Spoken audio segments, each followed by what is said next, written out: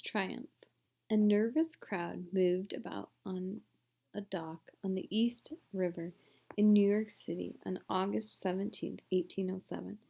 Robert Fulton was set to make a trip up the Hudson River to Albany and had chosen several brave friends to go with him. It would be the first trip of its kind on a boat powered by a steam engine. When the boat was being built, Fulton often noticed people making fun of it and joking about it. The boat was big, about 150 feet long, but it didn't look like other ships of the time. It was only 13 feet wide, and it had just one small sail and a flat bottom. A large paddle wheel stuck out on both sides. People thought it was misnamed the North River and should have been called Fulton's Folly because it was so foolish. When it was time to begin the trip, Fulton's friends looked worried. Things did not get better when the North River stopped moving only a short way before the dock.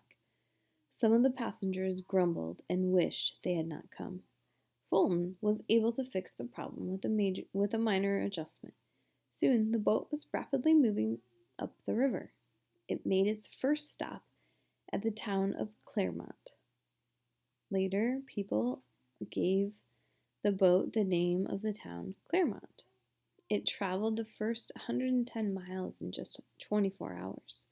Fulton reported passing many schooners so quickly that they seemed as if they were anchored. In another 8 hours, the boat traveled in Albany. The passengers gladly left the boat for dry land. They were thankful they had made it safely. Still, they told Fulton he probably couldn't do it again. Even if he could, they thought it would be unimportant to people. Fulton posted a sign seeking passengers for the return trip of New York. He would charge $3, the same price as the sailing ships. Only 2 passengers signed up. Most people were afraid the steam boiler would explode. The crew fed a roaring fire with pine logs. The tall chimney spouted a dense stream of black smoke and steady shower of sparks. One observer thought that the boat looked like a sawmill mounted on a flat-bottomed boat and set on fire. The steamboat looked very different from the silent, majestic sailing ships of the time, especially at night. The crews of some sailing ships thought it was a monster racing down the river. They hid below the deck when it passed. Other people stood on the banks waving handkerchiefs and cheering in celebration. Fulton and his passengers arrived back in New York City safely. The boat had covered 300 miles in 62 hours, a little more than 2.5 days. Sailing ships traveled the same route in about 7 days. Gradually, people became less frightened, and Fulton's business grew. People were willing to pay high prices for the quick trip on the Hudson. Land travel was slow and uncomfortable. Shifting winds and tides made sailing the river unpredictable. Within a year, Fulton's company was earning $1,000 a week, and Fulton soon became one of the richest people in the country.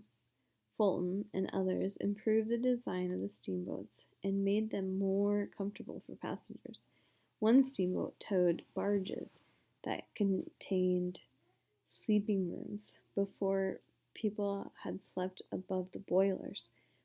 With this new boat, passengers could sleep well away from the dangers of the fire.